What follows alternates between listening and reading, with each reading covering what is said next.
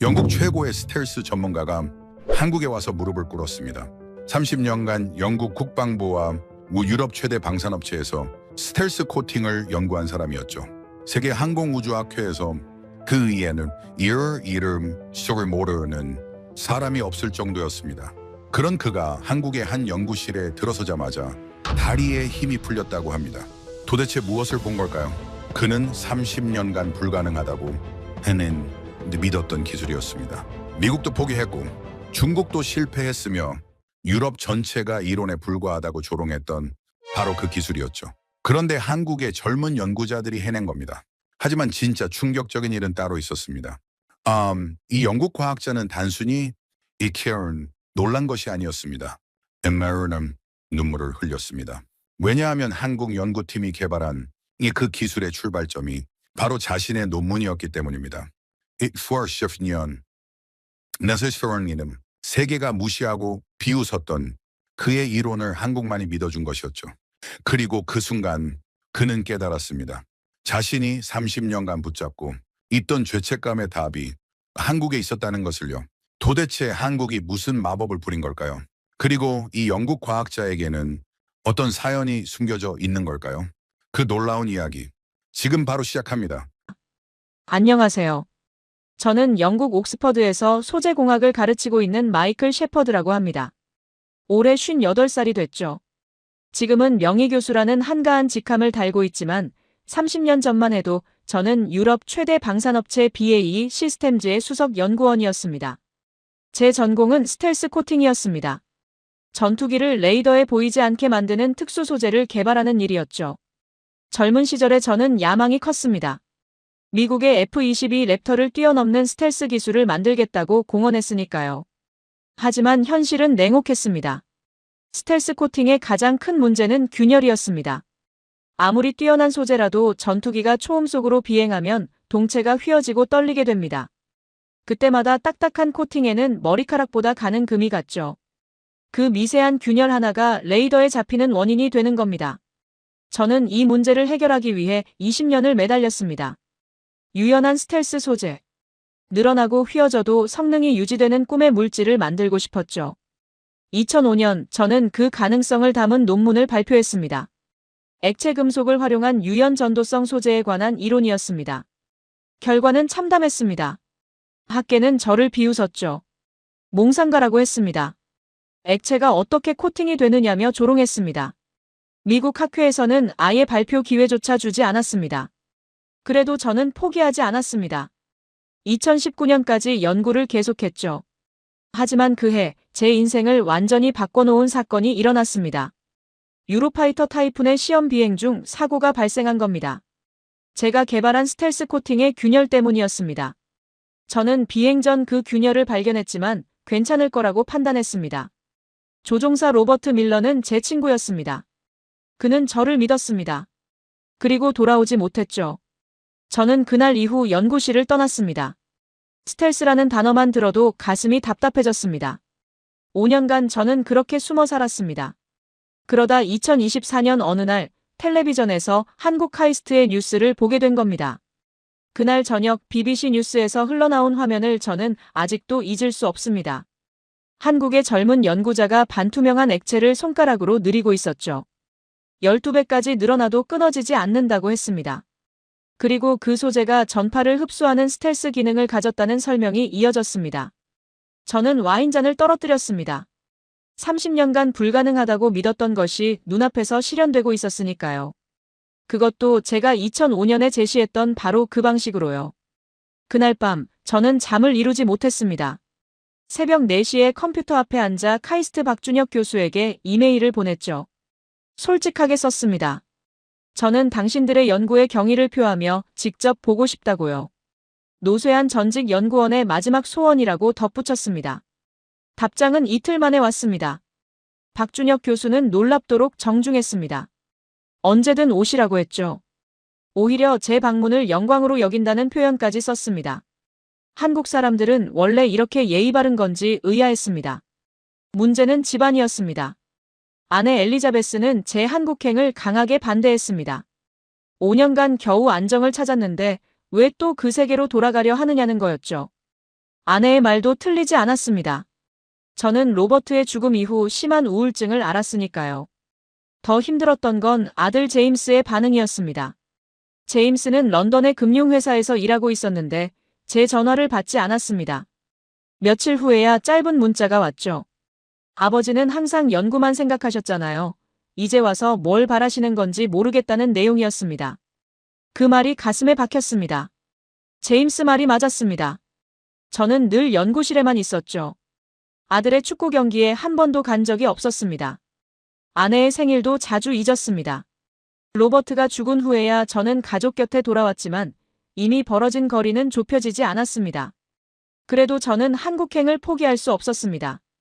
이건 단순한 학문적 호기심이 아니었습니다. 30년간 제가 틀렸다고 믿었던 것이 맞았는지 확인해야 했습니다. 그리고 어쩌면 로버트에게 진 빚을 갚을 방법이 거기에 있을지도 몰랐으니까요. 2024년 3월, 저는 인천행 비행기에 올랐습니다.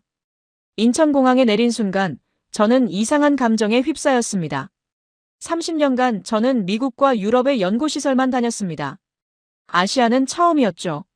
솔직히 말하면 편견이 있었습니다. 기초과학은 서양의 영역이라고 생각했으니까요. 한국은 반도체나 스마트폰을 잘 만드는 나라 정도로만 알고 있었습니다. 공항에서 대전까지 가는 길은 예상과 완전히 달랐습니다. 고속철도 KTX의 속도에 먼저 놀랐죠. 런던에서 맨체스터까지 가는 것보다 훨씬 빠르고 조용했습니다. 차창 밖으로 보이는 도시들도 깔끔하게 정돈되어 있었습니다. 제가 가진 아시아에 대한 선입견이 조금씩 무너지기 시작했습니다. 대전역에는 박준혁 교수가 직접 마중 나와 있었습니다. 제 나이 또래일 거라 예상했는데 훨씬 젊어 보였죠.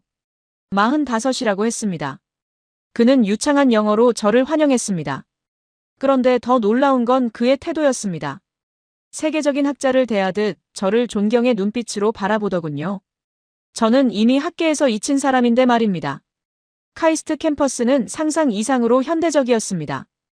연구동 건물들이 서로 연결되어 있었고 곳곳에서 젊은 연구자들이 바삐 움직이고 있었죠. 박 교수는 저를 소재공학과 지하 2층에 있는 연구실로 안내했습니다. 보안 절차가 꽤 까다로웠습니다. 지문 인식에 홍채 인식까지 거쳐야 했으니까요. 연구실 문이 열리는 순간 저는 숨이 멎는 것 같았습니다.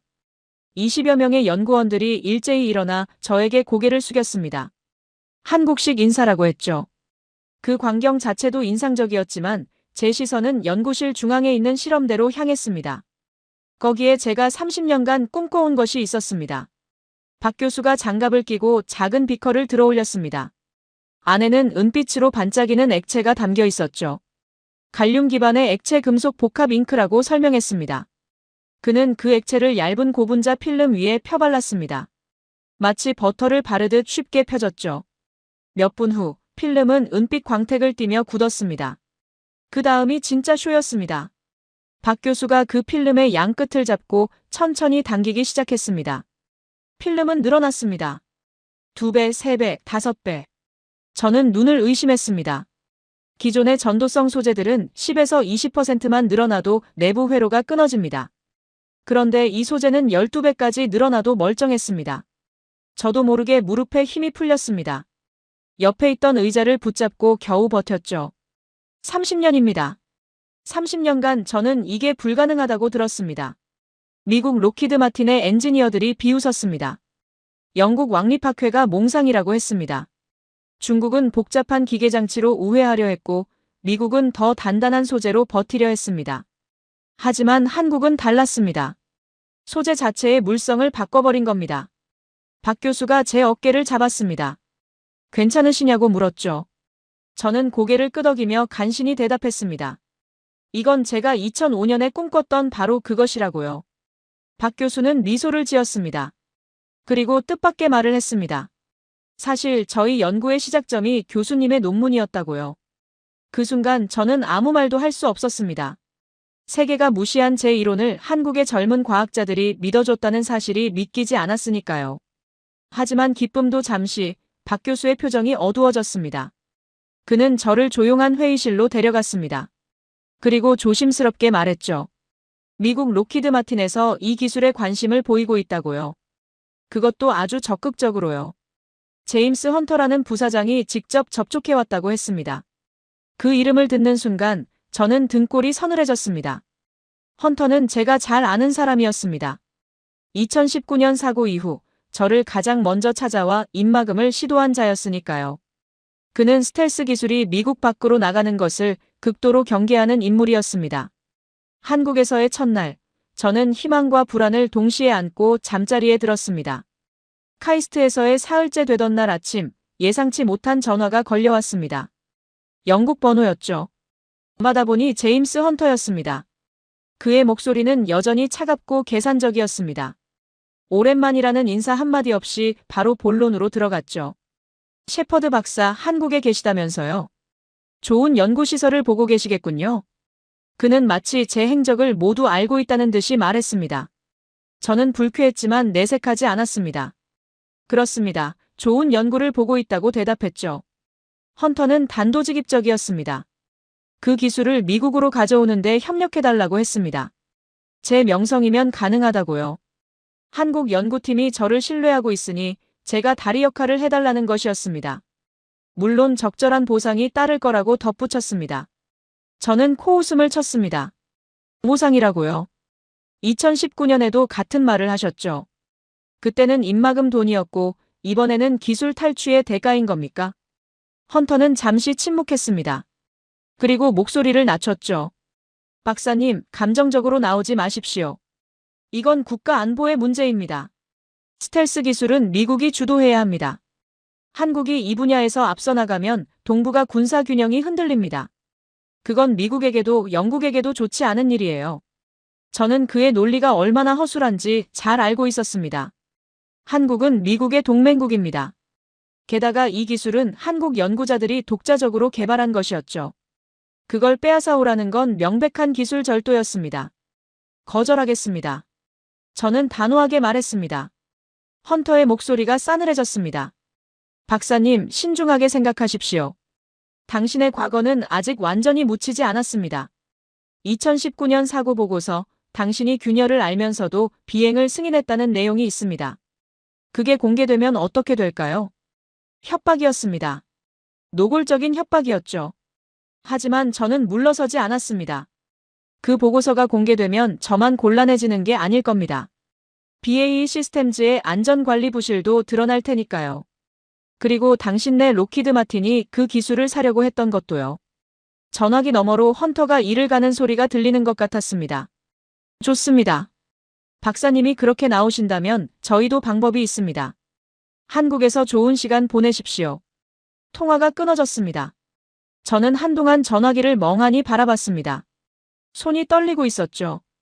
2019년의 악몽이 다시 시작되는 것 같았습니다. 그날 저녁 저는 박준혁 교수에게 헌터의 연락에 대해 말했습니다. 박 교수는 예상했다는 듯이 고개를 끄덕였습니다. 이미 여러 차례 접촉이 있었다고 했죠. 공동연구 제안이라는 명목이었지만 실제로는 기술 이전을 요구하는 것이었다고요. 박 교수는 담담하게 말했습니다. 우리는 거절했습니다.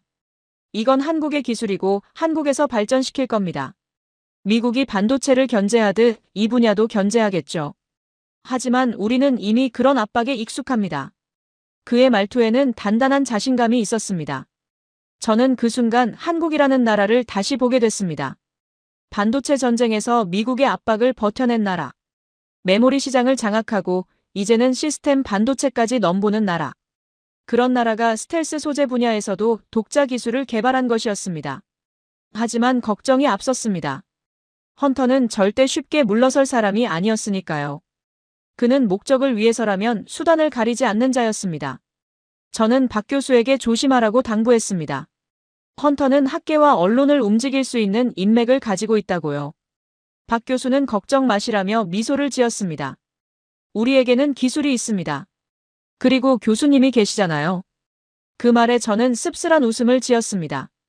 저는 이미 학계에서 잊힌 사람이었습니다. 제가 과연 그들에게 도움이 될 수 있을까요? 아니, 그 전에 저 자신의 과거부터 정리해야 했습니다. 그날 밤, 저는 오랜만에 로버트의 사진을 꺼내봤습니다. 웃고 있는 그의 얼굴이 저를 바라보고 있었죠. 미안하다는 말이 입에서 맴돌았습니다. 30년간 해온 말이었지만 여전히 부족했습니다. 2019년 4월 17일. 저는 그날을 절대 잊지 못합니다. 유로파이터 타이푼의 스텔스 코팅 시험 비행이 있던 날이었죠. 저는 3년간 그 코팅을 개발했습니다. 기존보다 30% 더 넓은 주파수 대역을 흡수하는 혁신적인 소재였습니다. 비행 전날 정비팀에서 보고가 올라왔습니다. 우측 날개 끝부분에서 미세한 균열이 발견됐다는 내용이었죠. 현미경으로만 보이는 수준이었습니다. 저는 그 보고서를 보고 고민에 빠졌습니다. 일정을 미루면 추가 비용이 발생하고 투자자들의 신뢰도 떨어질 터였습니다. 저는 판단을 내렸습니다. 그 정도 균열은 비행에 지장이 없을 거라고요. 제가 직접 서명한 승인서가 아직도 눈에 선합니다. 로버트 밀러는 그날 아침 저를 찾아왔습니다. 조종석에 오르기 전에 악수를 하자고 했죠. 그는 웃으면서 말했습니다.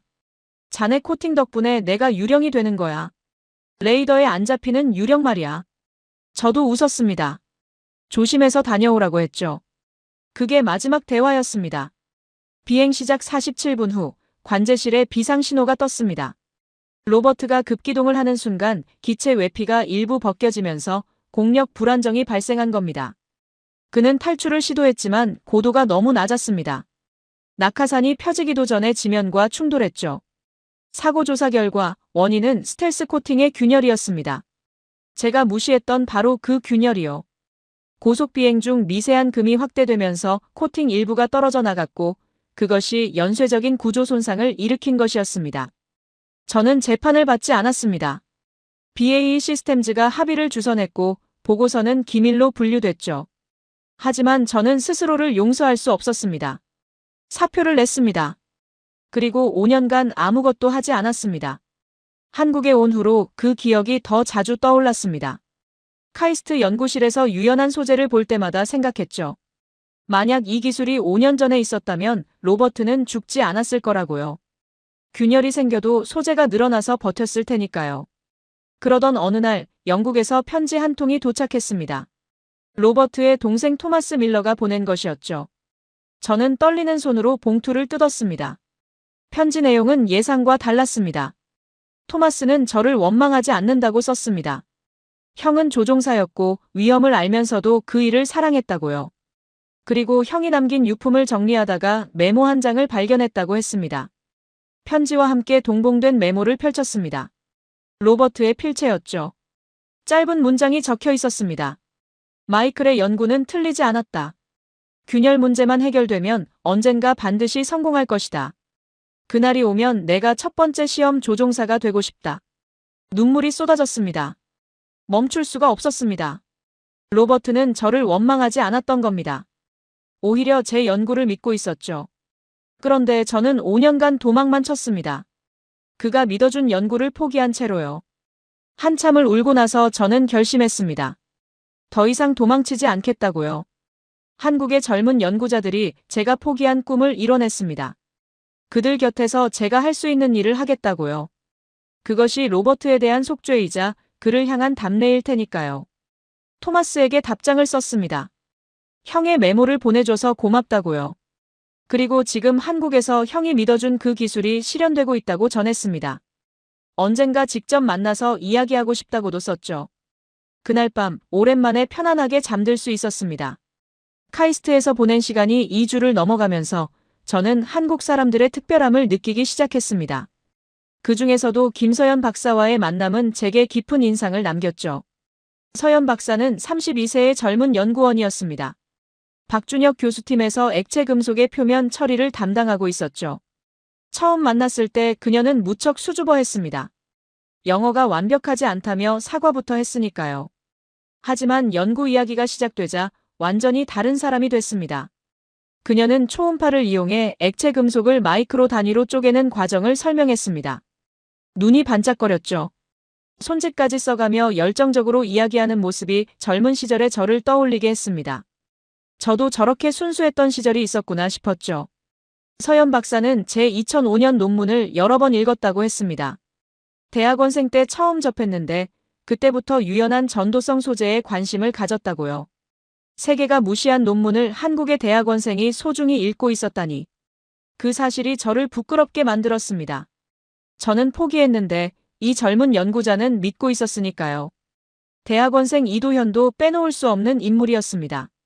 28살 에너지가 넘치는 청년이었죠. 그는 거의 매일 밤을 연구실에서 보냈습니다. 제가 저녁 늦게 연구실에 들르면 항상 그가 있었어요. 라면을 끓여 먹으며 데이터를 분석하고 있었죠. 한 번은 물었습니다. 왜 이렇게 열심히 하느냐고요? 도현이 웃으며 대답했습니다. 교수님, 한국에서는 이걸 빨리빨리라고 해요. 하지만 저희는 그냥 빠르기만 한 게 아닙니다. 제대로 빨리를 추구하죠. 대충 빨리가 아니라 완벽하게 빨리요. 그 말이 인상 깊었습니다. 영국에서 한국을 이야기할 때 종종 빨리빨리 문화를 조롱하듯 언급하곤 했죠.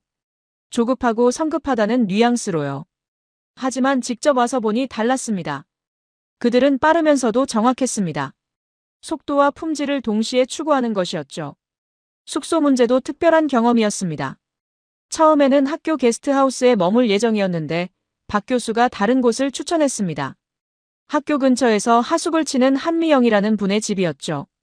한 여사님은 55살의 따뜻한 분이었습니다. 남편을 일찍 여의고 혼자 아들을 키우며 20년 넘게 하숙을 운영해왔다고 했어요. 처음 만났을 때 그녀는 제 손을 꼭 잡고 말했습니다. 멀리서 오셨으니 제가 잘 챙겨드릴게요 하고요. 그 말이 빈말이 아니었습니다.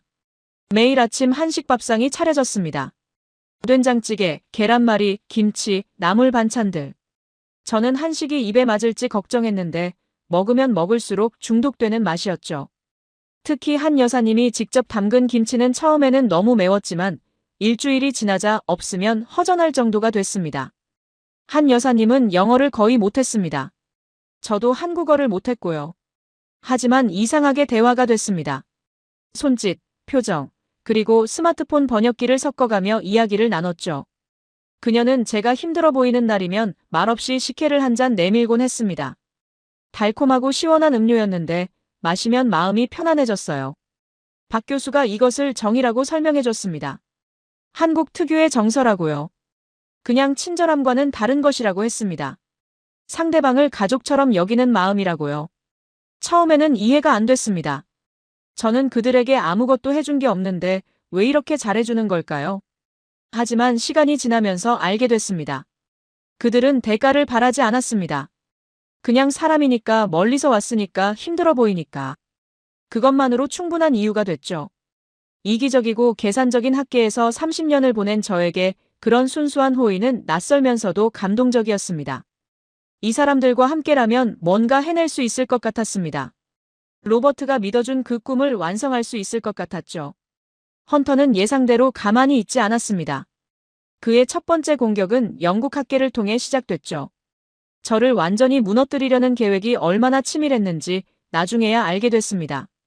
어느 날 아침 도현이 급하게 저를 찾아왔습니다. 얼굴이 하얗게 질려 있었어요. 평소에 밝고 활기찬 청년이었는데 그날은 목소리까지 떨리고 있었죠. 교수님, 이것 좀 보셔야 할 것 같습니다. 그가 내민 태블릿 화면에는 영국 과학저널 사이언스 타임즈의 기사가 떠 있었습니다. 제목은 이랬죠. 몰락한 스텔스 연구자, 한국에서 재기 노린다. 기사 내용은 악의적이었습니다. 저를 2019년 사고의 책임자로 지목하며 영국에서 추방되다시피 떠난 인물이라고 묘사했죠. 그리고 한국 카이스트에서 젊은 연구자들을 이용해 재기를 노리고 있다는 식으로 썼습니다. 마치 제가 한국 기술을 가로채려는 사람인 것처럼요. 익명의 소식통이 인용되어 있었습니다. 셰퍼드는 자신의 실패한 이론을 증명하기 위해 한국 연구팀에 접근했다. 그의 진짜 목적은 기술 탈취일 가능성이 높다. 영국 방산업계에서는 그를 신뢰할 수 없는 인물로 평가하고 있다라고요. 저는 기사를 읽으며 손이 떨렸습니다. 헌터의 짓이라는 건 분명했죠. 그의 수법을 잘 알고 있었으니까요. 2019년 사고 직후에도 그는 비슷한 방식으로 저를 압박했습니다. 언론을 통해 여론을 조성하고 학계 인맥을 동원해 고립시키는 전략이었죠. 하지만 이렇게까지 노골적으로 나올 줄은 몰랐습니다. 기사는 거기서 끝나지 않았습니다. 다음 날에는 미국의 디펜스 뉴스에도 비슷한 논조의 기사가 실렸습니다. 한국의 스텔스 소재 연구에 의문을 제기하는 내용이었죠. 검증되지 않은 기술이라며 국제학계의 신뢰를 얻지 못하고 있다고 썼습니다. 그리고 슬쩍 제 이름을 언급하며 논란의 인물이 관여하고 있다는 뉘앙스를 풍겼죠. 박 교수는 침착했습니다. 그는 연구실 전체 회의를 소집하고 담담하게 말했습니다. 여러분, 외부의 소음에 흔들리지 맙시다. 우리가 할 일은 연구입니다. 결과로 증명하면 됩니다. 신경 쓰지 마십시오. 우리는 교수님을 믿습니다. 라고 저에게도 덧붙였죠. 하지만 저는 그의 위로가 더 마음 아팠습니다. 저 때문에 이들이 곤란해지고 있었으니까요. 젊은 연구원들의 표정에서 불안감이 읽혔습니다. 서연 박사는 애써 웃으며 괜찮다고 했지만 눈가에 다크서클이 짙어져 있었죠. 도현이는 평소보다 말이 줄었고요. 제가 이곳에 온 것이 오히려 해가 되는 건 아닌지 자책이 밀려왔습니다. 상황은 더 나빠졌습니다. 그날 오후 아내 엘리자베스에게서 전화가 왔습니다. 평소와 다른 목소리였죠. 날카롭고 차가웠습니다. 통화 버튼을 누르자마자 그녀의 격앙된 목소리가 터져나왔습니다. 여보, 당신 때문에 제임스가 회사에서 곤란해지고 있어요. 도대체 거기서 뭘 하고 있는 거예요? 아들 제임스가 다니는 런던의 금융회사에 압력이 들어왔다고 했습니다. 누군가가 인사 담당자에게 연락해서 제임스의 아버지가 기술 절도에 연루되어 있다는 소문을 흘렸다고요. 회사에서는 공식적인 조치를 취하진 않았지만 제임스에게 조심하라는 경고를 했다고 합니다. 승진 심사를 앞두고 있는 시점이라 더 민감한 상황이었죠. 제임스는 이미 저와 사이가 좋지 않았습니다. 어린 시절 제가 연구에만 몰두하느라 아들에게 신경을 쓰지 못했던 것이 원인이었죠. 그는 아버지 없이 자란 것이나 마찬가지라고 한 적도 있습니다. 2019년 사고 이후 제가 우울증에 빠졌을 때 그나마 남아있던 관계마저 완전히 끊어졌습니다. 이번 일로 그가 완전히 등을 돌린 것 같았습니다. 엘리자베스는 울먹이며 말했습니다. 제발 그만하고 돌아와요. 5년 동안 겨우 안정을 찾았잖아요. 왜 또 그 세계로 돌아가려고 해요? 더 이상 무슨 일이 생기면 이 가정은 끝이에요. 나도 더 이상 못 버텨요. 저는 아무 말도 할 수 없었습니다. 미안하다는 말만 반복했죠. 아내의 말이 틀리지 않았습니다. 저는 늘 가족보다 연구를 우선시했습니다. 그 대가로 아들을 잃었고 아내와의 관계도 껍데기만 남았죠. 하지만 지금 돌아갈 수는 없었습니다. 그렇게 하면 헌터의 계략에 굴복하는 것이었으니까요. 그리고 무엇보다 한국 연구팀을 이 상황에 남겨두고 떠날 수 없었습니다. 전화를 끊고 한참을 멍하니 앉아 있었습니다. 창밖으로 대전의 저녁 노을이 붉게 물들고 있었죠. 문득 30년 전이 떠올랐습니다. 신혼 시절 엘리자베스는 제 연구를 응원해줬습니다. 밤새 논문을 쓰는 저에게 따뜻한 커피를 가져다 주던 그녀의 모습이 기억났어요. 어린 제임스를 안고 연구실로 찾아와 응원해주던 날들도요. 언제부터 우리 사이가 이렇게 멀어진 걸까요? 아마 제가 점점 더 연구에만 빠져 있었기 때문이겠죠. 성공해야 한다는 강박, 인정받아야 한다는 욕심이 가족을 밀어냈습니다. 그날 저녁 한 여사님이 제 방으로 찾아왔습니다. 저녁 식사 시간이 한참 지났는데도 제가 나타나지 않으니 걱정이 됐던 모양이죠. 문을 열자 그녀가 걱정스러운 눈으로 저를 바라봤습니다. 밥을 안 드셨네요. 라며 쟁반을 내밀었습니다. 미역국과 밥, 그리고 제가 좋아하는 김치가 놓여 있었어요. 김이 모락모락 피어오르고 있었죠. 저는 괜찮다고 입맛이 없다고 했습니다. 하지만 한 여사님은 물러서지 않았습니다. 그녀는 제 앞에 쟁반을 놓고 숟가락을 쥐어줬죠. 그리고 더듬거리는 영어로 말했습니다. 먹어야 힘. 힘 있어야 싸워. 안 먹으면 지는 거야. 그 단순한 문장들이 가슴에 박혔습니다. 눈물이 날 것 같았지만 꾹 참았죠. 한 여사님은 제가 밥을 먹기 시작할 때까지 옆에 앉아 있었습니다. 따뜻한 미역국이 목을 타고 내려갔습니다. 한국에서는 생일에 미역국을 먹는다고 들었습니다. 어머니가 자식을 낳은 후 먹던 음식이라 새로운 시작을 의미한다고요.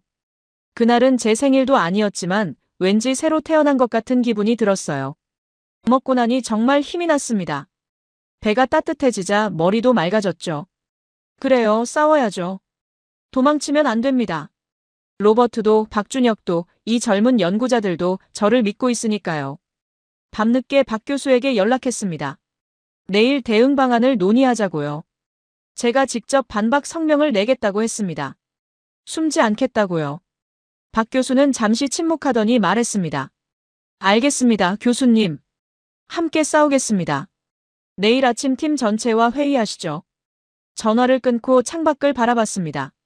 대전의 밤하늘에 별이 하나둘 떠오르고 있었죠. 이상하게 마음이 편안해졌습니다. 전쟁이 시작됐지만 저는 혼자가 아니었습니다. 다음 날 아침 박준혁 교수가 저를 연구실이 아닌 다른 곳으로 데려갔습니다. 캠퍼스 외곽에 있는 작은 카페였죠. 계룡산이 보이는 창가 자리가 있는 조용한 곳이었습니다. 한적한 시간이라 손님이 거의 없었습니다. 박 교수는 아메리카노 2잔을 주문하고 창가 자리에 앉으며 조심스럽게 말을 꺼냈습니다. 교수님께 드릴 말씀이 있습니다. 사실 저희 연구의 시작에 대해 제대로 말씀드리지 못했어요. 어제 그 기사들을 보면서 이제는 말씀드려야 할 때가 됐다고 생각했습니다. 저는 커피잔을 내려놓고 그를 바라봤습니다. 그의 표정이 진지했죠. 무슨 이야기가 나올지 짐작이 가지 않았습니다. 박 교수는 2010년으로 거슬러 올라갔습니다. 당시 그는 미국 MIT에서 박사후 과정을 밟고 있었다고 합니다. 소재공학 분야에서 전도성 폴리머를 연구하고 있었죠. 어느 날 도서관에서 관련 논문들을 찾다가 우연히 저의 2005년 논문을 발견했다고요. 유연한 전도성 소재의 가능성 액체 금속 기반 접근법이라는 제목의 그 논문이었습니다. 그는 논문을 읽고 전율했다고 했습니다. 밤새 여러 번 다시 읽었다고요. 이건 혁명적인 아이디어인데 왜 아무도 관심을 갖지 않지?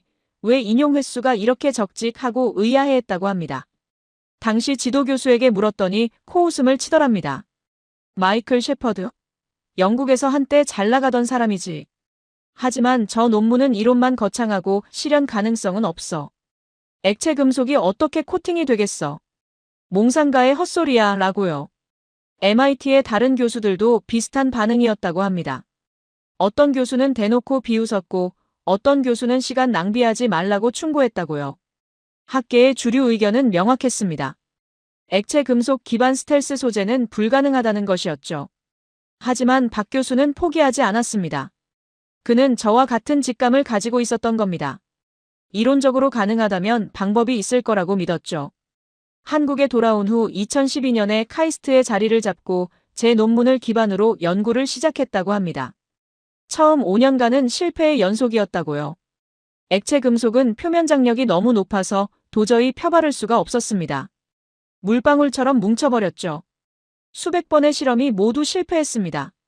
학교에서도 의문을 제기했고 연구비를 따내기가 점점 어려워졌다고 합니다. 동료 교수들은 왜 불가능한 걸 붙잡고 있느냐고 했고 일부는 학생들에게 박준혁 연구실은 피하라고 조언하기도 했다고요. 가장 힘들었던 건 2015년이었다고 합니다. 연구비가 바닥나서 연구원 2명을 내보내야 했고 박 교수 자신도 포기를 심각하게 고민했다고요. 그때 부인이 했던 말을 아직도 기억한다고 했습니다. 당신이 믿는 거라면 끝까지 해봐요. 후회하는 것보다는 낫잖아요.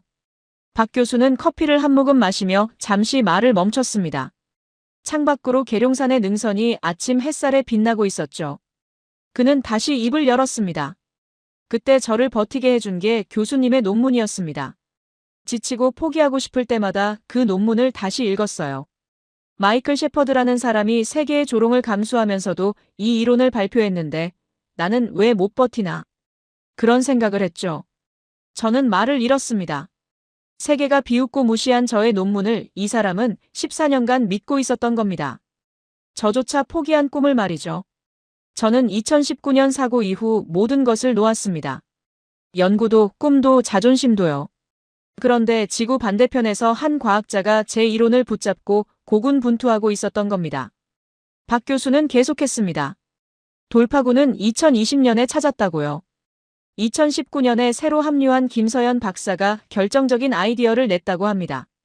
초음파로 액체 금속을 마이크로 단위의 미세 입자로 분쇄하고 각 입자 표면에 얇은 산화막을 입히는 방법이었죠. 산화막이 입자들이 다시 뭉치는 것을 막으면서 동시에 전기적 연결을 유지하는 다리 역할을 하는 것이었습니다. 처음 실험이 성공했을 때 연구실 전체가 울었다고 합니다. 8년간의 실패 끝에 찾은 답이었으니까요. 그때부터 연구가 급진전됐고 4년간의 추가 연구와 검증을 거쳐 올해 논문을 발표할 수 있었다고 합니다. 그래서 교수님을 초청한 겁니다. 박 교수가 제 눈을 똑바로 바라보며 말했습니다. 단순히 유명한 학자를 모시고 싶었던 게 아닙니다. 저희 연구의 아버지를 직접 모시고 싶었습니다. 그리고 교수님께 보여드리고 싶었어요. 당신의 이론이 틀리지 않았다는 것을요. 세계가 틀렸고 교수님이 옳았다는 것을요. 저는 한참 동안 아무 말도 못했습니다. 눈시울이 뜨거워졌죠. 커피잔을 잡은 손이 떨렸습니다. 30년간 저는 실패자라고 생각했습니다. 2019년 사고 이후로는 범죄자나 다름없다고 자책했고요. 학계에서 잊힌 사람, 조롱의 대상, 비극적인 사고의 책임자. 그것이 제가 스스로에게 붙인 꼬리표들이었습니다. 하지만 저를 믿어준 사람들이 있었던 겁니다. 로버트는 죽는 순간까지 제 연구를 믿었습니다. 박준혁은 14년간 제 이론을 붙잡고 있었고요. 서현 박사와 도현이, 그리고 이 연구실의 모든 젊은 과학자들이 그 믿음 위에 서 있었습니다. 감사합니다. 겨우 그 한마디를 내뱉었습니다. 목이 메어서 더 이상 말이 나오지 않았죠. 박 교수는 고개를 저었습니다.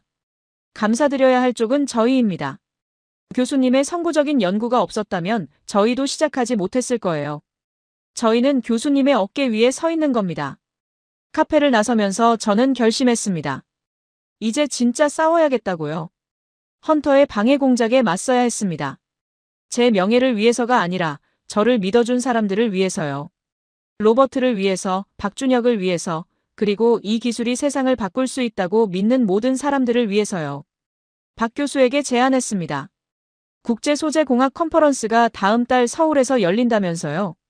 전 세계에서 500명 이상의 학자들이 모이는 큰 행사라고 들었습니다. 그 무대에서 함께 발표하면 어떻겠습니까? 제가 공동 발표자로 서겠습니다. 제 입으로 직접 말할게요. 이 기술이 어떻게 시작됐는지, 그리고 한국의 연구자들이 어떻게 발전시켰는지를요. 박 교수의 눈이 커졌습니다. 정말이십니까? 하지만 헌터가 방해할 텐데요. 컨퍼런스에서 뭔가 일을 벌일 수도 있습니다. 저는 고개를 끄덕였습니다. 그래서 더 해야 합니다. 숨으면 그들의 계략에 말려드는 겁니다. 당당하게 나서서 진실을 말해야 해요. 세계가 무시했던 이론이 한국에서 실현됐다는 것을요. 그리고 그 과정에서 미국이 어떤 방해를 했는지도 알려야 합니다. 박 교수는 잠시 생각하더니 손을 내밀었습니다. 함께 하겠습니다, 교수님. 저희 팀 전체가 교수님 곁에 서겠습니다. 우리는 악수를 나눴습니다. 그의 손이 단단하고 따뜻했죠. 그 순간 저는 30년 만에 처음으로 과학자로서의 사명감을 느꼈습니다. 더 이상 도망치는 늙은이가 아니었습니다. 싸울 준비가 된 전사였습니다. 그날 저녁 저는 영국에 있는 토마스 밀러에게 편지를 썼습니다. 로버트의 동생에게 전할 소식이 있었으니까요. 형이 믿어줬던 기술이 곧 세상에 공개됩니다. 다음 달 서울에서 열리는 국제 컨퍼런스에서 제가 직접 발표합니다. 저는 그 자리에서 형의 이름을 언급할 겁니다. 형이 마지막까지 믿어준 연구가 한국에서 완성됐다는 것을 온 세계에 알릴 겁니다. 형의 죽음이 헛되지 않았다는 것을요. 펜을 놓고 창밖을 바라봤습니다. 대전의 밤하늘에 별이 총총히 떠 있었죠. 로버트, 보고 있나? 이제야 내게 답을 줄 수 있을 것 같아. 조금만 더 기다려줘. 컨퍼런스 준비가 한창이던 어느 날 예상치 못한 소식이 날아들었습니다. 박 교수가 급하게 저를 불렀죠. 그의 얼굴이 굳어 있었습니다. 평소의 침착함이 사라지고 분노와 좌절이 뒤섞인 표정이었습니다. 국제학술지 네이처 머티리얼즈에서 논문 게재를 거부했다고 합니다. 이유는 검증되지 않은 기술이라는 것이었죠. 심사위원 3명 중 2명이 반대 의견을 냈다고 합니다. 그런데 그 심사평의 내용이 이상했습니다. 기술적인 문제점을 지적하는 것이 아니라 연구팀의 신뢰성에 의문을 제기하는 내용이었죠. 저는 그 심사평을 읽으며 헌터의 손길을 느꼈습니다. 그는 학술지 편집위원회에도 영향력을 가지고 있었던 겁니다. 논문이 실리지 않으면 컨퍼런스 발표의 공신력도 떨어질 수밖에 없었죠. 치밀한 방해 공작이었습니다. 연구실 분위기가 급격히 가라앉았습니다. 서현 박사는 며칠째 제대로 잠을 못 자는 것 같았고 도현이는 실험실 구석에서 혼자 한숨을 쉬고 있었죠. 젊은 연구원들에게 이런 좌절은 처음이었을 겁니다. 그들은 순수하게 과학을 믿었는데 정치와 권력이 학문을 짓밟는 현실을 목격하고 있었으니까요. 박 교수는 애써 팀원들을 다독였습니다. 다른 학술지에 투고하면 된다고, 우리 연구의 가치는 변하지 않는다고요. 하지만 그의 목소리에서 힘이 빠져 있었습니다. 14년간의 노력이 외부 압력에 의해 무너지는 것을 지켜보는 심정이 어떨지 저는 알 수 있었죠. 저도 흔들렸습니다. 어쩌면 제가 여기 온 것이 잘못이었는지도 모른다는 생각이 들었죠. 헌터는 저 때문에 한국 연구팀을 타겟으로 삼은 것이었습니다. 제가 없었다면 이들은 조용히 연구를 계속할 수 있었을지도 몰랐습니다. 그날 밤 저는 짐을 싸기 시작했습니다. 영국으로 돌아가면 적어도 이들에게 더 이상 피해를 주지 않을 수 있었죠. 옷가지를 가방에 넣으면서 손이 떨렸습니다. 또 도망치는 것이었습니다. 2019년에 그랬던 것처럼요. 그때 문을 두드리는 소리가 났습니다. 한 여사님이었죠. 그녀는 제 방에 들어오더니 반쯤 싼 가방을 보고 한숨을 쉬었습니다. 그리고 제 손을 잡고 침대에 앉혔습니다. 한 여사님은 더듬거리는 영어와 손짓으로 이야기를 시작했습니다. 자신의 남편 이야기였죠. 30년 전 남편은 작은 공장을 운영했다고 합니다. 대기업의 횡포로 부도 위기에 몰렸을 때 모든 사람들이 포기하라고 했다고요. 하지만 남편은 끝까지 버텼습니다. 결국 병을 얻어 일찍 세상을 떠났지만 죽기 전에 이런 말을 남겼다고 합니다. 도망치지 않은 것이 후회되지 않는다고요. 한 여사님의 눈가에 눈물이 맺혔습니다. 그녀는 제 손을 꼭 쥐며 말했죠. 도망가면 평생 후회해요. 여기 있어요. 우리가 도와줄게요. 저는 그날 밤 짐을 다시 풀었습니다. 그리고 새벽까지 생각했죠. 무엇을 할 수 있을까? 어떻게 이 상황을 뒤집을 수 있을까? 다음 날 아침, 저는 박 교수에게 연락했습니다. 학술지 게재가 안 되면 다른 방법을 찾아야 한다고요. 컨퍼런스에서 직접 데이터를 공개하고 현장에서 실험을 시연하자고 제안했습니다. 논문이 아니라 눈으로 보여주는 겁니다. 그러면 아무도 부정할 수 없을 거라고요. 박 교수는 잠시 침묵하더니 대답했습니다. 위험합니다. 실험이 실패하면 끝이에요. 하지만 저도 다른 방법이 떠오르지 않습니다. 해보죠. 우리는 도박을 하기로 했습니다. 모든 것을 걸고요. 컨퍼런스까지 3주가 남았습니다. 우리는 현장 시연을 위한 준비에 돌입했죠. 실험 장비를 소형화해야 했고 어떤 환경에서도 안정적으로 작동하는 시스템을 만들어야 했습니다. 서연 박사가 핵심 역할을 맡았습니다. 그녀는 밤낮 없이 실험 프로토콜을 다듬었죠. 액체 금속 잉크를 현장에서 바르고 굳히고 늘리는 과정을 5분 안에 보여줄 수 있도록 최적화했습니다. 도현이는 이동식 측정 장비를 제작했고요. 스텔스 성능을 실시간으로 측정해서 화면에 보여주는 시스템이었습니다. 저도 팔을 걷어붙였습니다. 30년간의 경험이 드디어 쓸모가 있었죠. 스텔스 코팅 실험에서 발생할 수 있는 변수들, 주의해야 할 점들, 실패 확률을 줄이는 방법들을 젊은 연구원들에게 전수했습니다. 그들은 스펀지처럼 흡수했죠. 질문이 끊이지 않았고 토론은 새벽까지 이어졌습니다. 그러던 중 뜻밖의 연락이 왔습니다. 최영수라는 분이었죠. 국방과학연구소의 전 원장이라고 했습니다. 박 교수의 연구를 오래전부터 지켜봐왔다며 도움을 주고 싶다고 했습니다. 최 원장은 62살의 노신사였습니다. 흰머리가 단정하게 빗어져 있었고 눈빛이 날카로웠죠. 하지만 웃을 때는 인자한 할아버지 같았습니다. 그는 카이스트 연구실을 방문해 우리의 준비 상황을 점검했습니다. 최 원장은 실험 장비를 꼼꼼히 살펴보더니 몇 가지 조언을 해줬습니다. 컨퍼런스장의 조명과 온도 조건을 미리 파악하라는 것, 비상시를 대비한 백업 장비를 준비하라는 것, 그리고 발표 순서를 최대한 늦추라는 것이었죠. 앞선 발표들을 보면서 청중의 분위기를 파악할 수 있다고 했습니다. 저는 최 원장에게 물었습니다. 왜 도와주시는 겁니까? 위험을 감수하면서까지요. 최 원장은 웃으며 대답했습니다. 한국이 반도체로 세계를 바꿨듯이 소재 분야에서도 그럴 수 있다고 믿기 때문이라고요. 그리고 젊은 연구자들이 외부 압력에 무릎 꿇는 것을 보고 싶지 않다고 했습니다. 자신도 젊은 시절 비슷한 경험을 했다면서요. 그의 이야기를 들으며 저는 한국이라는 나라를 더 깊이 이해하게 됐습니다. 이들은 늘 강대국 사이에서 살아남아야 했습니다. 일본의 식민 지배, 한국 전쟁, 그리고 경제 성장 과정에서의 수많은 도전들. 그래서인지 역경 앞에서 뭉치는 힘이 남달랐죠. 서로를 돕고 함께 싸우는 것이 몸에 배어 있었습니다. 준비는 순조롭게 진행됐습니다. 시연 실험을 수십 번 반복했고 성공률은 95% 이상으로 올라갔죠. 하지만 긴장은 풀리지 않았습니다. 무대 위에서의 5분은 연구실에서의 5시간과 다르니까요. 컨퍼런스 일주일 전 영국에서 편지가 도착했습니다. 토마스 밀러가 보낸 것이었죠. 그는 제 편지에 대한 답장을 썼습니다. 형의 이름을 세계에 알려주셔서 감사하다고요. 그리고 한 가지 부탁이 있다고 했습니다. 컨퍼런스에 직접 참석하고 싶다고요.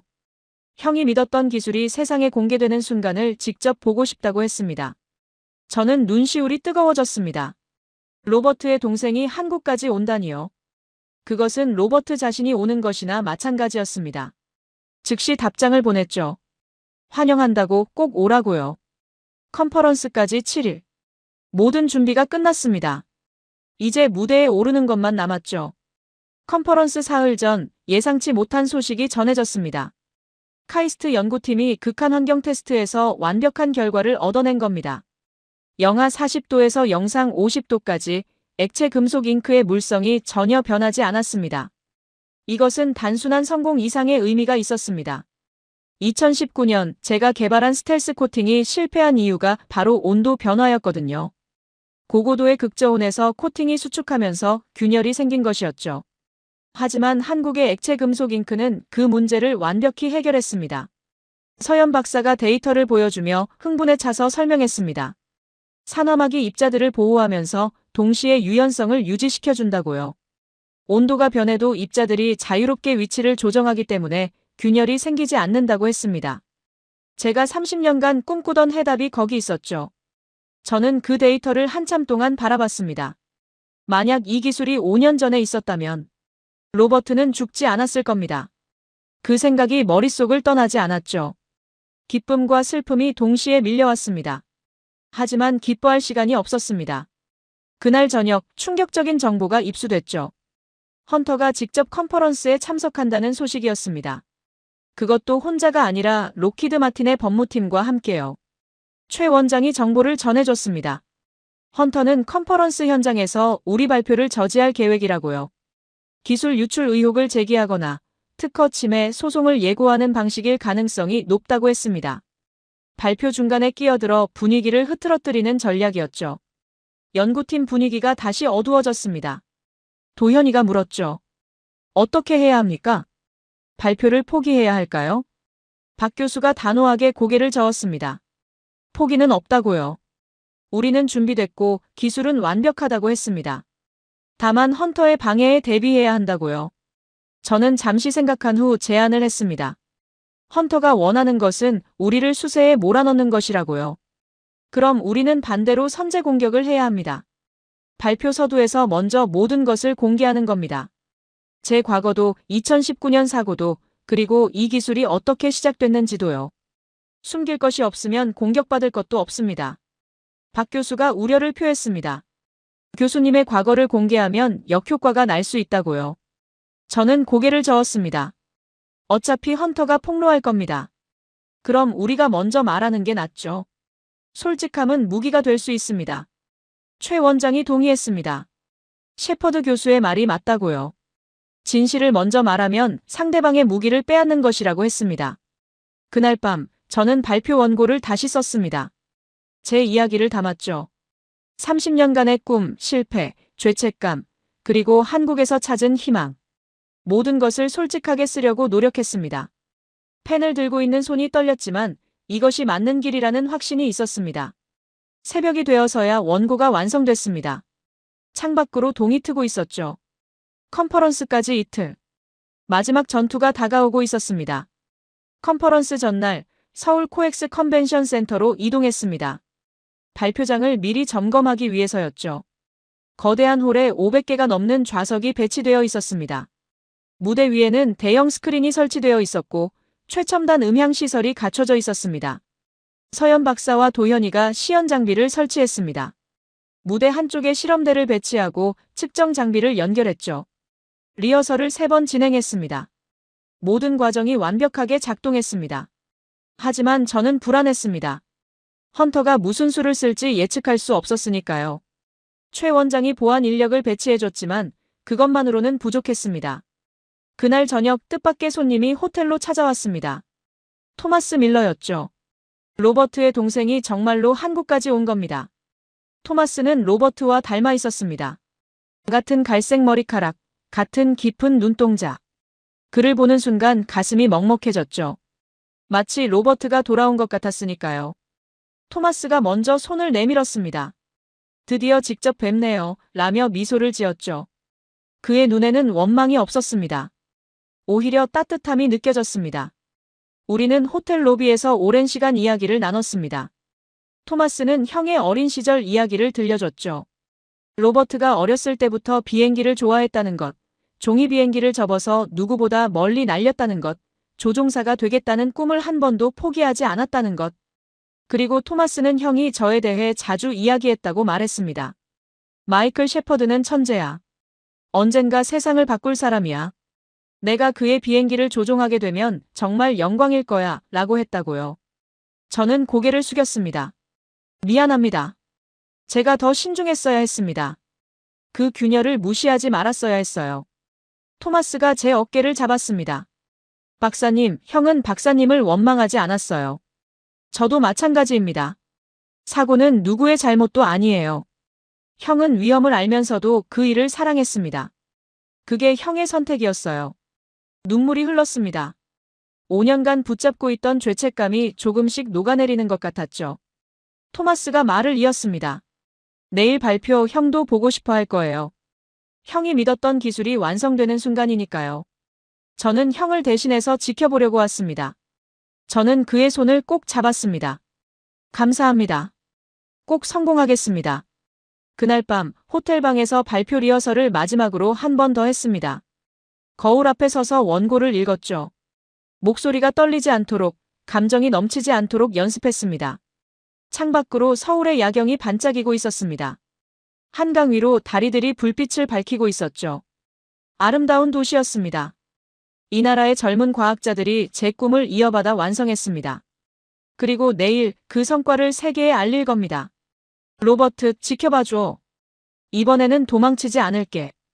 컨퍼런스 당일 아침 코엑스 컨벤션 센터는 전 세계에서 온 과학자들로 북적였습니다.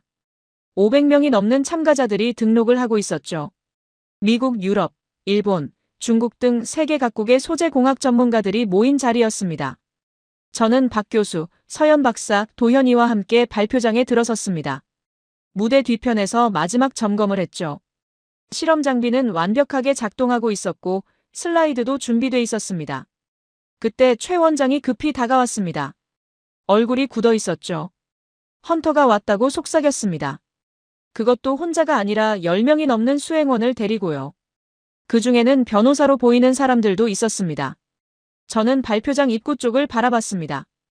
헌터가 앞줄 좌석에 앉아 있었죠. 그는 저와 눈이 마주치자 비웃는 듯한 미소를 지었습니다. 그 표정이 말하고 있었죠. 내가 무슨 수를 쓰든 맞겠다고요. 심장이 빠르게 뛰었습니다. 하지만 물러설 수 없었죠. 옆을 보니 토마스가 객석 중간쯤에 앉아 있었습니다. 그가 저에게 엄지를 지켜들었죠. 그 작은 제스처가 용기를 줬습니다. 오전 세션이 진행되는 동안 저는 다른 발표들을 지켜봤습니다. 미국 팀의 탄소 나노튜브 연구, 일본 팀의 세라믹 복합 소재 연구. 모두 훌륭한 발표였지만 우리 기술만큼 혁신적인 것은 없었죠. 점심시간이 끝나고 오후 세션이 시작됐습니다. 우리 발표는 세 번째 순서였습니다. 첫 번째, 두 번째 발표가 진행되는 동안 시간이 느리게 흘렀습니다. 손바닥에 땀이 차올랐죠. 드디어 우리 차례가 됐습니다. 사회자가 발표팀을 소개했죠. 한국 카이스트의 박준혁 교수팀, 그리고 공동 발표자 마이클 셰퍼드 박사. 제 이름이 호명되는 순간 객석에서 웅성거리는 소리가 들렸습니다. 제 이름을 아는 사람들이 있었던 겁니다. 물론 좋은 의미로 알고 있지는 않았겠죠. 저는 무대 위로 올라갔습니다. 500개의 시선이 저를 향했죠. 그 중에는 헌터의 차가운 눈빛도 있었습니다. 하지만 저는 그를 외면했습니다. 대신 토마스를 바라봤죠. 그가 고개를 끄덕였습니다. 마이크 앞에 섰습니다. 준비한 원고가 손에 들려 있었지만 저는 그것을 접어서 주머니에 넣었습니다. 암기한 대로 말하기로 했죠. 진심을 전하려면 종이를 보면 안 됐습니다. 안녕하십니까? 저는 마이클 셰퍼드입니다. 발표가 시작됐습니다. 저는 계획대로 제 이야기부터 꺼냈죠. 30년 전 스텔스 코팅 연구를 시작한 것, 2005년에 액체 금속 이론을 발표했다가 학계의 조롱을 받은 것, 그리고 2019년의 사고. 제가 로버트 밀러라는 시험 조종사의 이름을 언급했을 때 객석이 조용해졌습니다. 제가 승인한 비행에서 그가 목숨을 잃었다고 솔직하게 말했죠. 그리고 5년간 도망쳤다는 것도요. 헌터의 표정이 굳어지는 것이 보였습니다. 그가 준비한 공격 카드를 제가 먼저 꺼내버린 겁니다. 제 고백이 끝나자 객석에 묘한 긴장감이 흘렀습니다. 일부 참가자들은 당혹스러워하는 표정이었고 일부는 호기심 어린 눈으로 저를 바라봤죠. 헌터는 옆에 있는 변호사와 무언가를 속삭이고 있었습니다. 저는 말을 이었습니다. 하지만 오늘 제가 여기 선 것은 변명하기 위해서가 아닙니다. 한국의 젊은 과학자들이 제가 포기한 꿈을 완성했기 때문입니다. 그리고 그 성과를 여러분께 직접 보여드리고 싶습니다. 박 교수가 무대로 올라왔습니다. 그가 기술적인 설명을 시작했죠. 갈륨 기반 액체 금속의 특성, 초음파 분쇄 공정, 산화막 코팅 기술. 슬라이드에는 데이터와 그래프가 가득했습니다. 객석의 과학자들이 집중하기 시작했죠. 기술의 혁신성을 알아본 겁니다. 그때 헌터가 손을 들었습니다.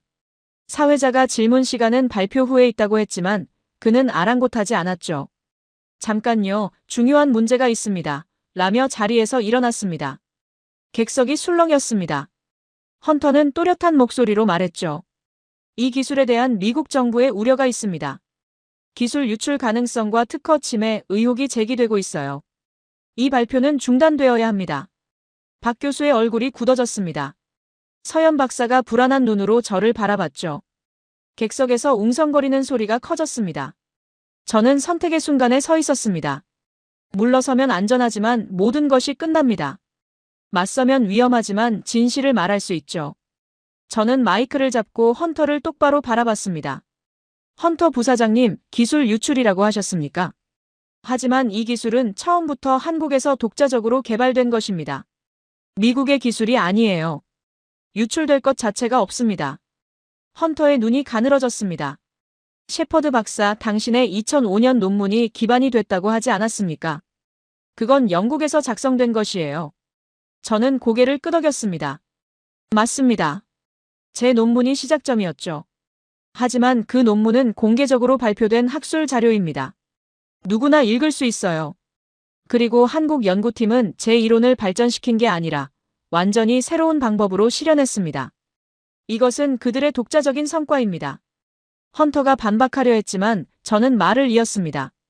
그리고 한 가지 더 말씀드리겠습니다. 여기 계신 분들 중에 2019년 사고 보고서를 본 분이 있다면 아실 겁니다. 그 사고의 원인은 스텔스 코팅의 균열이었습니다. 미국과 유럽의 기존 기술은 이 문제를 해결하지 못했어요. 하지만 한국의 기술은 해결했습니다. 직접 보여드리겠습니다. 저는 서현 박사에게 신호를 보냈습니다. 시연 실험을 시작하라고요. 이것은 계획에 없던 변경이었습니다. 원래는 발표 마지막에 할 예정이었지만 지금 보여주는 것이 더 효과적이라고 판단했죠. 서현 박사가 무대 위 실험대로 다가갔습니다. 그녀의 손이 약간 떨리고 있었지만 표정은 단단했습니다. 도현이가 측정 장비를 작동시켰죠. 객석이 조용해졌습니다. 헌터도 더 이상 끼어들지 못했죠. 모든 시선이 실험대로 향했습니다. 이것이 결정적 순간이었습니다. 성공하면 역사가 바뀌고 실패하면 모든 것이 무너집니다. 서현 박사가 액체 금속 잉크를 들어올렸습니다. 서현 박사가 액체 금속 잉크를 고분자 필름 위에 펴발랐습니다. 은빛 액체가 부드럽게 퍼져나갔죠. 30초가 지나자 필름 표면이 균일한 광택을 띠며 굳었습니다. 그녀가 필름의 양끝을 잡고 천천히 당기기 시작했습니다. 대형 스크린에 실시간 영상이 비쳤죠. 필름이 늘어나는 모습이 확대되어 보였습니다. 2배, 3배, 5배. 객석에서 탄성이 터져나왔습니다. 도현이가 측정 장비의 수치를 읽었습니다. 현재 연신율 800%. 전기 전도도 유지 중. 스텔스 성능 98% 유지. 10배를 넘어서도 필름은 끊어지지 않았습니다. 12배에서 서현 박사가 멈췄죠. 그녀가 필름을 원래대로 돌렸습니다. 형태가 완벽하게 복원됐습니다. 균열 하나 없이요. 객석이 술렁였습니다. 과학자들이 서로 얼굴을 마주보며 믿기 어렵다는 표정을 짓고 있었죠. 이것은 기존의 상식을 완전히 뒤엎는 결과였습니다. 저는 마이크를 잡았습니다. 보시다시피 이 소재는 12배까지 늘어나도 성능을 유지합니다. 기존의 전도성 소재들이 10에서 20% 연신해서 파괴되는 것과 비교하면 혁명적인 수치입니다. 그리고 더 중요한 것은 온도 변화에도 안정적이라는 점입니다. 서연 박사가 두 번째 시연을 준비했습니다. 미리 영하 40도에서 냉각시킨 필름 샘플을 꺼냈죠. 표면에 성에가 끼어 있었습니다. 그녀가 그 필름을 당기자 역시 12배까지 늘어났습니다. 성능 저하가 전혀 없었죠. 객석에서 박수가 터져나왔습니다. 처음에는 몇 명이었지만 점점 커져서 홀 전체를 채웠습니다. 500명의 과학자들이 기립박수를 보내고 있었죠. 저는 토마스를 바라봤습니다. 그가 눈물을 훔치고 있었죠. 그 옆에는 빈 좌석이 하나 있었습니다. 저는 그 자리에 로버트가 앉아 있다고 상상했습니다. 웃으면서 박수를 치고 있는 그의 모습이요. 헌터의 표정이 일그러져 있었습니다. 그는 옆에 있는 변호사들과 무언가를 논의하더니 조용히 자리에서 일어났습니다. 그리고 뒷문으로 퇴장했죠. 그의 뒷모습이 작아 보였습니다. 박수가 가라앉은 후 질문 시간이 시작됐습니다. 손을 드는 사람들이 너무 많아서 사회자가 정리하기 어려울 정도였죠. 미국 MIT 교수가 물었습니다. 이 기술의 양산 가능성은 어떻습니까? 박 교수가 자신있게 대답했죠. 현재 파일럿 생산 라인을 구축 중이며 1년 내에 대량 생산이 가능할 것으로 예상한다고요. 독일 프라운호퍼 연구소의 연구원이 공동 연구 가능성을 타진했습니다. 일본 도레이의 대표가 기술 라이선스에 관심을 표명했죠. 발표가 끝난 후에도 명함을 건네는 사람들이 줄을 이었습니다. 저는 무대 뒤에서 그 광경을 지켜봤습니다. 30년 전 제가 꿈꿨던 미래가 눈앞에 펼쳐지고 있었죠. 그리고 그것을 실현한 것은 한국의 젊은 과학자들이었습니다. 서연 박사가 다가와 제 손을 잡았습니다. 해냈어요, 교수님, 이라며 눈물을 글썽였죠. 저도 웃으며 대답했습니다. 아니, 여러분이 해낸 겁니다. 컨퍼런스가 끝난 후 상황은 급격히 변했습니다. 헌터의 방해 공작은 완전히 실패했죠. 오히려 역효과를 낳았습니다. 그가 발표 중간에 끼어들어 위협을 가한 것이 여러 언론에 보도됐거든요. 미국의 기술 패권주의가 한국의 혁신을 방해하려 한다는 논조의 기사들이 쏟아졌습니다. 네이처와 사이언스가 우리 연구에 대한 특집 기사를 실었습니다. 기존의 논문 게재를 거부했던 네이처 머티리얼즈도 태도를 바꿨죠. 편집장이 직접 연락해서 재심사를 요청했습니다. 물론 박 교수는 정중하게 거절했습니다. 이제 우리가 학술지를 선택할 수 있는 위치가 됐으니까요. 가장 큰 변화는 국제과학계의 반응이었습니다. 유럽 우주국 ESA가 공동 연구를 제안했고 독일 막스 플랑크 연구소가 협력 의향을 밝혔습니다. 심지어 미국 나사에서도 비공식적으로 접촉해왔죠. 물론 헌터와는 완전히 별개의 루트로요. 한국 정부도 움직였습니다. 산업통상자원부 장관이 카이스트를 방문해 연구팀을 격려했고 대규모 연구비 지원을 약속했습니다. 국방부에서도 관심을 보였죠. 차세대 스텔스 전투기 개발에 이 기술을 적용할 계획을 논의하기 시작했습니다. 저도 예상치 못한 제안을 받았습니다. 카이스트에서 객원 교수직을 제안한 겁니다. 한국에 남아서 연구팀과 함께 일해달라는 요청이었죠. 처음에는 망설였습니다. 영국에 아내와 아들이 있었으니까요. 비록 관계가 좋지 않았지만 완전히 등을 돌릴 수는 없었습니다. 하지만 동시에 이곳을 떠나기도 싫었죠. 한국에서 저는 다시 과학자로서의 삶을 시작했습니다. 이 젊은 연구자들과 함께라면 더 많은 것을 할 수 있을 것 같았어요. 박 교수가 저를 불렀습니다. 교수님, 서두르실 필요 없습니다. 천천히 생각하세요. 우리는 기다릴 수 있어요. 라고 했죠. 그의 배려가 고마웠습니다. 그날 저녁 토마스와 저녁 식사를 했습니다. 그가 내일 영국으로 돌아간다고 했거든요. 서울의 한 한정식 레스토랑에서 여러 가지 요리를 나눠 먹었습니다. 불고기, 잡채, 전, 그리고 다양한 반찬들. 토마스는 한국 음식이 생각보다 훨씬 맛있다며 감탄했죠. 식사 중에 토마스가 말했습니다. 형이 살아있었다면 정말 기뻐했을 거예요. 박사님이 포기하지 않고 여기까지 온 것을요. 저는 고개를 저었습니다. 포기하지 않은 건 저가 아닙니다. 한국의 연구자들이에요. 저는 그냥 운 좋게 그들을 만난 것뿐이죠. 토마스가 웃었습니다. 겸손하시네요. 하지만 박사님이 없었으면 이 기술도 없었을 거예요. 처음 씨앗을 뿌린 건 박사님이잖아요. 우리는 와인잔을 들고 건배했습니다. 로버트를 위해서, 그리고 미래를 위해서. 토마스가 공항으로 떠난 후 저는 호텔방에서 창밖을 바라봤습니다. 서울의 야경이 반짝이고 있었죠. 한강 위로 다리들이 불빛을 밝히고 고층 빌딩들이 하늘을 찌르고 있었습니다. 결심이 섰습니다. 여기 남겠다고요. 물론 영국 가족과의 문제도 해결해야 했지만 그건 시간을 두고 풀어나가면 됐습니다. 지금 중요한 것은 이 연구를 완성하는 것이었죠. 다음 날 아침 박 교수에게 전화했습니다. 객원 교수직을 수락하겠다고요. 카이스트 객원 교수로서의 생활이 시작됐습니다. 연구실에 제자리가 마련됐고 대학원생들과 함께 프로젝트를 진행하게 됐죠. 30년 만에 다시 학생들을 가르치는 것이었습니다. 처음에는 언어 장벽이 걱정됐습니다. 하지만 젊은 연구원들의 영어 실력이 뛰어났고 통역을 해주는 학생도 있었죠. 그리고 저도 조금씩 한국어를 배우기 시작했습니다. 한 여사님이 선생님이 돼줬어요. 매일 저녁 식사 후에 간단한 단어와 문장을 가르쳐줬죠. 안녕하세요, 감사합니다, 맛있어요. 그런 기본적인 표현들부터 시작했습니다. 연구는 빠르게 진행됐습니다. 컨퍼런스 이후 여러 기관과 협력 관계가 맺어졌고 연구비도 풍족해졌죠. 서연 박사는 양산 기술 개발을 담당했고 도현이는 응용 분야 연구를 맡았습니다. 저는 주로 자문 역할을 했지만 가끔 직접 실험에 참여하기도 했죠. 한국의 연구 문화는 제가 경험했던 영국이나 미국과 많이 달랐습니다. 가장 인상 깊었던 것은 속도였죠. 결정이 빨랐고 실행도 빨랐습니다. 하지만 그것이 조급함으로 이어지지는 않았어요. 품질을 희생하지 않으면서 속도를 높이는 방법을 알고 있었죠. 도현이의 말이 생각났습니다. 대충 빨리가 아니라 제대로 빨리라고 했던 것이요. 처음에는 그냥 농담인 줄 알았는데 직접 경험해보니 진짜였습니다. 또 하나 인상 깊었던 것은 협력의 문화였습니다. 경쟁보다 협력을 중시했죠. 다른 연구실과의 정보 공유가 활발했고 문제가 생기면 함께 해결책을 찾았습니다. 영국에서는 연구실 간 경쟁이 치열해서 서로 정보를 숨기는 경우가 많았거든요. 한국의 방식이 더 효율적이었습니다. 어느 날 박 교수가 저를 데리고 현대중공업의 연구소를 방문했습니다. 액체 금속 스텔스 소재를 선박에 적용하는 가능성을 논의하기 위해서였죠.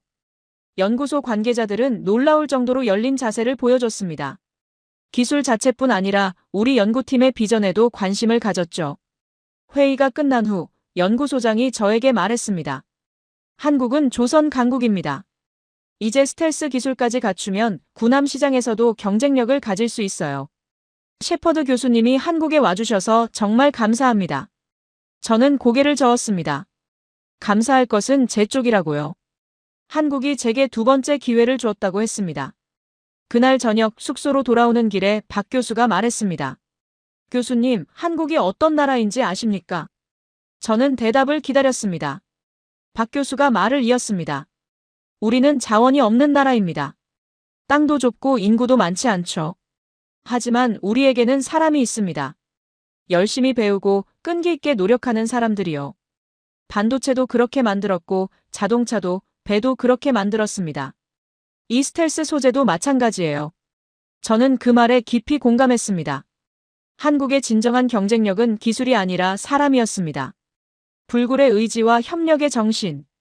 그것이 이 작은 나라를 기술 강국으로 만든 원동력이었죠. 한국에 온 지 석 달이 지났을 때 영국에서 연락이 왔습니다. 아들 제임스였죠. 그가 먼저 전화를 건 것은 몇 년 만이었습니다. 제임스는 컨퍼런스 영상을 봤다고 했습니다. 유튜브에 올라와서 수백만 뷰를 기록했다고요. 그는 발표 중에 제가 로버트의 이야기를 꺼내는 부분을 보고 충격을 받았다고 했습니다. 아버지가 그런 과거를 가지고 있었는지 몰랐다고요. 저는 말문이 막혔습니다. 제임스에게 2019년 사고에 대해 자세히 말한 적이 없었거든요. 그냥 연구가 잘 안 돼서 그만뒀다고만 했었죠. 아들에게 아버지의 실패를 보여주고 싶지 않았으니까요. 제임스가 말을 이었습니다. 아버지, 저 한국에 가도 될까요? 직접 만나서 이야기하고 싶어요. 일주일 후, 제임스가 인천공항에 도착했습니다. 공항에서 그를 맞이했죠. 어색한 인사를 나눈 후, 대전으로 향하는 기차에 올랐습니다. 기차 안에서 우리는 오랜만에 긴 대화를 나눴습니다. 제임스는 어린 시절 이야기를 꺼냈죠. 아버지가 축구 경기에 한 번도 오지 않았던 것, 학교 행사에 빠졌던 것, 생일에도 연구실에 있었던 것. 그는 원망했다고 했습니다. 아버지가 자신보다 연구를 더 사랑한다고 생각했다고요. 저는 고개를 숙였습니다. 미안하다고, 정말 미안하다고 했죠. 그때는 성공해야 한다는 강박에 사로잡혀 있었다고요. 가족이 얼마나 소중한지 몰랐다고 했습니다. 제임스가 창밖을 바라보며 말했습니다. 컨퍼런스 영상을 보면서 아버지를 처음 이해한 것 같아요. 아버지가 얼마나 힘들었는지, 얼마나 큰 죄책감을 안고 살았는지, 그리고 그럼에도 포기하지 않고 다시 일어선 것을요. 저는 아들의 손을 잡았습니다. 포기하지 않은 건 나 혼자 힘이 아니었어. 여기 한국 사람들이 나를 도와줬거든. 대전에 도착한 후 제임스를 카이스트 연구실에 데려갔습니다. 박 교수와 서연 박사, 도현이가 환영해줬죠. 제임스는 젊은 연구원들의 열정에 감명받은 것 같았습니다. 특히 도현이와는 나이가 비슷해서 금방 친해졌죠. 저녁에는 한 여사님 댁에서 함께 식사를 했습니다. 한 여사님이 삼겹살과 된장찌개를 준비해줬죠. 제임스는 처음 먹어보는 한국 음식에 놀라워하면서도 맛있게 먹었습니다. 한 여사님이 서툰 영어로 제임스에게 말했죠. 아버지 좋은 사람, 당신도 좋은 사람이라고요. 제임스가 저를 바라보며 말했습니다. 아버지, 이곳이 아버지를 변화시킨 거네요. 저는 고개를 끄덕였습니다. 맞아. 한국이 나에게 두 번째 기회를 줬어. 그리고 너도 나에게 두 번째 기회를 주는 거지. 제임스가 미소를 지었습니다. 오랜만에 보는 아들의 진심 어린 미소였죠. 우리 사이의 벽이 조금씩 허물어지는 것이 느껴졌습니다. 제임스가 영국으로 돌아간 후 저는 아내 엘리자베스에게 전화를 걸었습니다. 오랜만에 차분하게 대화를 나눴죠. 제임스가 한국에서의 경험을 아내에게 전해준 덕분인지 그녀의 태도가 많이 누그러져 있었습니다. 저는 솔직하게 말했습니다. 당분간 한국에 있겠다고요. 연구가 중요한 단계에 와 있고 이곳에서 해야 할 일이 있다고요. 하지만 영국을 완전히 떠나는 것은 아니라고 했습니다. 정기적으로 오가면서 당신과 제임스를 만나겠다고요. 엘리자베스는 잠시 침묵했습니다. 그리고 말했죠. 마이클, 당신이 행복해 보여서 다행이에요. 오랜만에 당신 목소리에 힘이 들어있네요. 2019년 이후로 처음이에요. 그녀의 말에 가슴이 뭉클했습니다. 아내는 늘 저를 걱정하고 있었던 겁니다. 화를 내고 반대했던 것도 그 걱정의 표현이었겠죠. 저는 진심으로 감사하다고 그리고 미안하다고 말했습니다. 통화를 끊은 후 창밖을 바라봤습니다. 대전의 하늘이 맑게 개어 있었죠. 새로운 시작의 기분이었습니다. 가족과의 관계도 연구도 모든 것이 올바른 방향으로 흘러가고 있었습니다.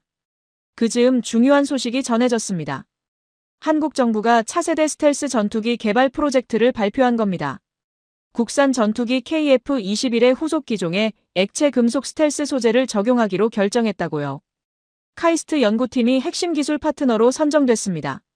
박 교수는 감격에 차서 연구팀에게 이 소식을 전했습니다. 우리의 기술이 실제 전투기에 적용됩니다. 14년간의 노력이 드디어 결실을 맺는 거예요. 라고요.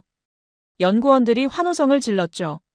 서연 박사는 눈물을 흘렸고 도현이는 점프를 하며 기뻐했습니다. 저도 함께 기뻐했지만 동시에 숙연해졌습니다. 이 기술이 전투기에 적용되면 조종사들의 생존율이 높아질 겁니다. 균열 걱정 없이 비행할 수 있으니까요. 로버트 같은 비극이 반복되지 않을 수 있다는 뜻이었죠. 그날 저녁 저는 로버트에게 편지를 썼습니다. 물론 붙일 곳은 없었지만요. 그냥 쓰고 싶었습니다. 로버트에게. 오랜만에 편지를 쓰네. 자네가 죽은 후 나는 5년간 도망쳤어. 하지만 이제는 달라. 한국이라는 나라에서 자네가 믿어줬던 그 기술이 완성됐어. 곧 실제 전투기에 적용될 거야. 자네 같은 조종사들이 더 안전하게 비행할 수 있게 될 거야. 자네가 남긴 메모 아직 간직하고 있어. 마이클의 연구는 틀리지 않았다 라고 썼지. 자네 말이 맞았어. 내가 틀리지 않았던 거야. 다만 너무 일찍 포기했을 뿐이지. 고마워, 로버트. 자네가 나를 믿어줘서. 그리고 미안해, 너무 늦어서. 언젠가 다시 만나면 술 한잔 하자. 그때까지 저 위에서 지켜봐줘. 자네의 친구 마이클. 편지를 접어 책상 서랍에 넣었습니다. 그리고 창밖의 별을 바라봤죠. 로버트가 거기 어딘가에서 웃고 있을 것 같았습니다. 1년이 흘렀습니다. 계절이 4번 바뀌는 동안 많은 일이 있었죠. 액체 금속 스텔스 소재의 양산 라인이 가동을 시작했습니다. 첫 번째 생산품은 KF-21 후속 기종의 시제기에 적용됐죠. 서현 박사가 현장 감독을 맡았고 도현이는 품질 관리 시스템을 개발했습니다. 모든 것이 순조롭게 진행됐습니다. 국제적인 관심도 계속됐습니다. 유럽과 일본의 항공기 제조사들이 기술 도입을 협의하고 있었고 학술 논문들이 쏟아져 나왔습니다. 박준혁 교수는 한국과학기술한림원 회원으로 선출됐고 서현 박사는 젊은 과학자상을 수상했죠. 한국의 소재공학은 이제 세계 최고 수준으로 인정받고 있었습니다. 저도 나름의 역할을 계속했습니다. 객원 교수로서 대학원생들을 지도하고 국제학회에서 발표도 했죠. 영국과 한국을 오가며 양쪽에서의 삶을 이어갔습니다. 엘리자베스와의 관계도 많이 회복됐고 제임스와는 정기적으로 연락을 주고받았습니다. 가족이라는 울타리가 다시 제 곁에 있었죠. 어느 날 박 교수가 특별한 행사에 저를 초대했습니다. 첫 번째 양산 스텔스 소재가 적용된 시제기의 초도 비행이 있다고요. 저에게 참관할 기회를 주겠다고 했습니다. 비행 당일 저는 공군 기지의 관제탑에 서 있었습니다. 활주로 저편에 새로운 전투기가 대기하고 있었죠. 은빛 동체가 아침 햇살에 반짝이고 있었습니다. 그 표면에는 우리가 개발한 액체 금속 스텔스 코팅이 적용되어 있었죠. 이륙 신호가 떨어졌습니다. 전투기가 활주로를 달려 하늘로 솟아올랐죠. 귀청을 찢는 엔진 소리가 울려 퍼졌습니다. 기체가 급상승하며 구름 속으로 사라졌다가 다시 나타났습니다. 급선회, 급강하, 고속 비행. 모든 기동이 완벽했습니다. 관제탑에서 보고가 올라왔습니다. 스텔스 성능 정상, 코팅 상태 이상 없음, 모든 시스템 정상 작동. 저는 눈물이 흐르는 것을 느꼈습니다. 30년입니다. 30년 전에 꾸었던 꿈이 눈앞에서 실현되고 있었습니다. 유연한 스텔스 소재, 균열 없는 코팅, 조종사의 생명을 지키는 기술. 그 모든 것이 현실이 됐습니다. 박 교수가 제 어깨에 손을 얹었습니다. 해냈습니다, 교수님, 이라고 속삭였죠. 저는 고개를 저었습니다. 우리가 해낸 겁니다. 당신과 서현 박사와 도현이와 그리고 이 모든 것을 가능하게 해준 한국의 젊은 과학자들이요. 전투기가 착륙했습니다. 조종사가 조종석에서 내려 엄지를 치켜들었죠. 환호성이 터져나왔습니다. 저는 하늘을 올려다봤습니다. 맑고 푸른 하늘이 끝없이 펼쳐져 있었죠. 어딘가에서 로버트가 지켜보고 있을 것 같았습니다. 웃으면서 말하고 있겠죠. 잘했어, 마이클. 드디어 해냈구나. 저는 속으로 대답했습니다. 고마워, 로버트. 그리고 고마워, 한국. 투명인간은 여전히 불가능할지 모릅니다. 하지만 유연하게 휘어지고 스스로 성질을 바꾸는 투명기계의 시대는 한국에서 시작됐습니다. 그리고 저는 그 역사의 일부가 됐습니다. 이것이 제 이야기입니다. 실패했던 과학자가 지구 반대편에서 두 번째 기회를 찾은 이야기. 그리고 그 기회를 준 나라, 한국에 대한 감사의 이야기입니다. 시청해주셔서 감사합니다.